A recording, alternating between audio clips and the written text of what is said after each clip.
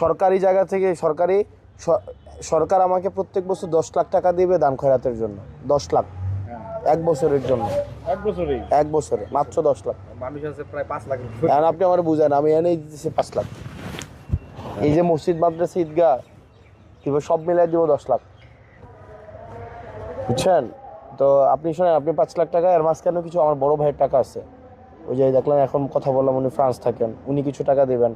একজন আছেন আমাদের ফারুক ভাই, উনি কাতার থাকেন। এই যে আমি যার বাসায় থাকি, জাহিদ ভাই আছে। জাহিদ ভাই চেনেন না? জাহিদ ভাই চেনেন না? ওই জাহিদ ভাই কিছু টাকা দেবে। আমার বন্ধু শুভ আছে, কিছু টাকা দেবে। তো এরকম কিছু কিছু টাকা নিয়ে 5 লাখ টাকা হবে আর কি।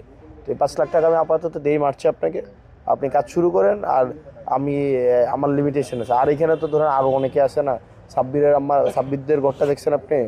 ওই ঘরটাও খুব খারাপ অবস্থা। সাগরদের ঘরটা দেখছেন? সাগরে ওই যে শালঘর গেছেন আপনি?